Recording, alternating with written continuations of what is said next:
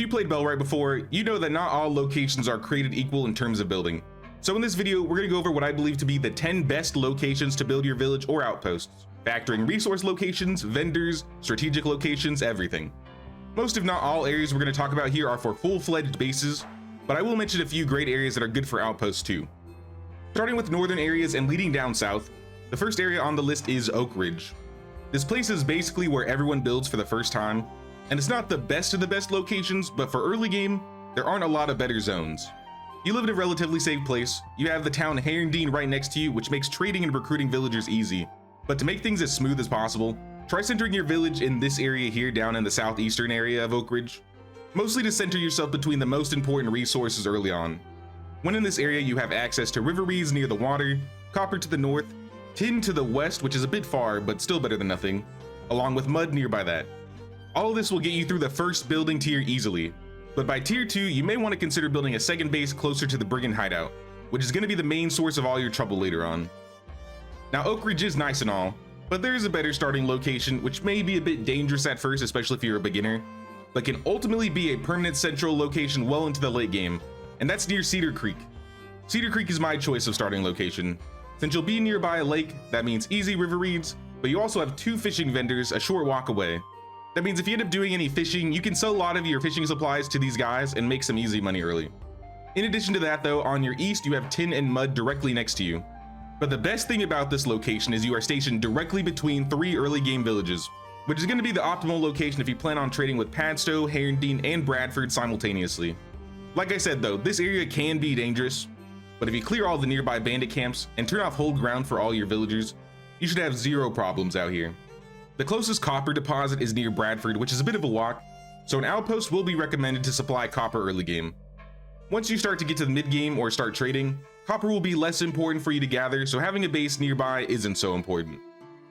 The next location is one of my favorite locations in terms of strategic locations for defending the northern towns, and that's Whispering Ponds. This region is located on the river in the center of the map, with plenty of flat land to work with, trees, tin, and a nearby wheat field to harvest as much wheat as you could possibly need. You will have to outsource your copper similar to the last location we spoke about, but I would say it's pretty much worth it, especially for a permanent long-term base.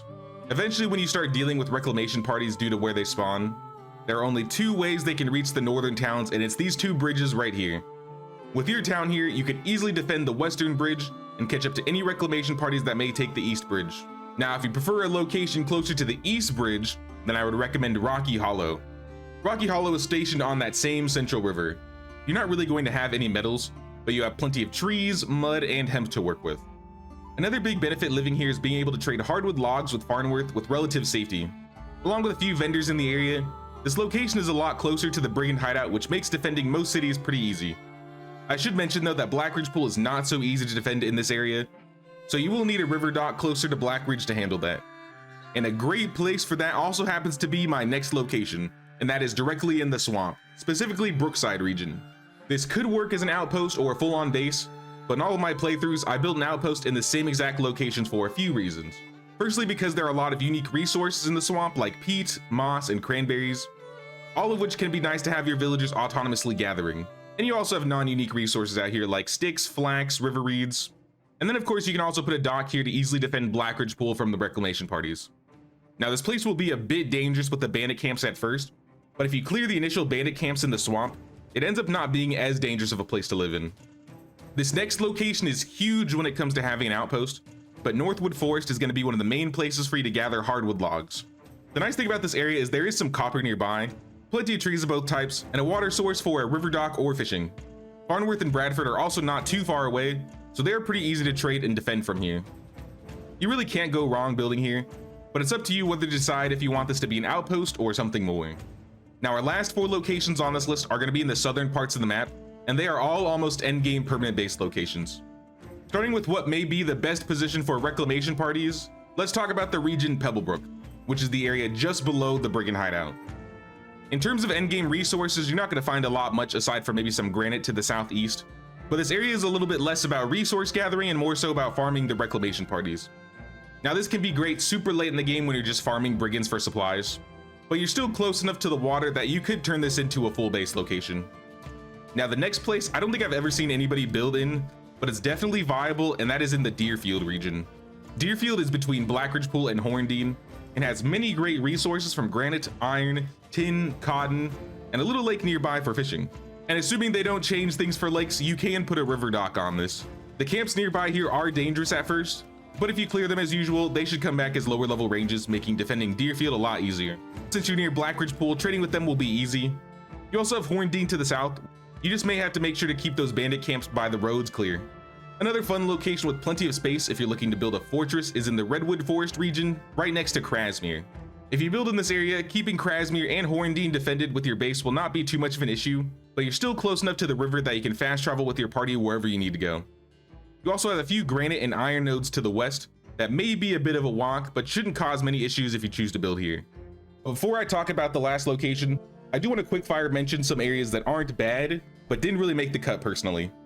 One area I hear a lot of people talk about in the community is Stonebridge Valley, and that's due to having the copper and tin in the corner over there, which is pretty good, I won't lie, but this little western area of the map, there's just nothing going on. Trading is going to take way longer than needed, and you'll have to take some time walking south just to have access to a river dock. If in the future more towns pop up on this western side of the map, even in the corner of this area, building here would be a lot more worthwhile, but this place is an outpost at best for me. Location number 2 that didn't make it on the list is Elmwood Forest. The copper here is nice, you're right next to Bradford for trading, and you do have an herbalist vendor and water nearby. But once you deplete this copper, you really lose your advantage in this area, and in my opinion would still be a great outpost, better than Stonebridge in my opinion.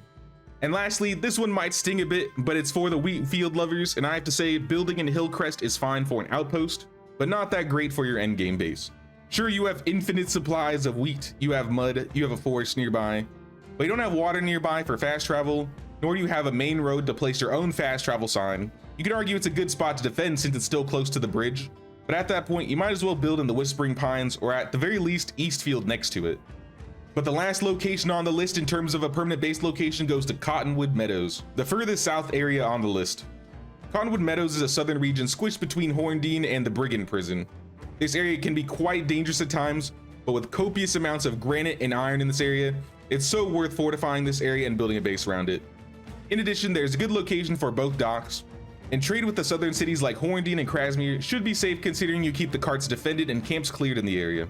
This is also where I built in my most recent Bellwright playthrough, so I can show off a bit of an example of how you could build here. I did make a lot of mistakes along the way though, so if you'd like to learn from my mistakes, check out the video on the screen here. But those are my 10 best locations, and I'd love to hear your guys' thoughts on what your favorite locations are in the comment section below. As always, y'all, don't forget to pay that king's tax of 1 like or 1 sub on the way out. And until next time, thanks for watching, and take care.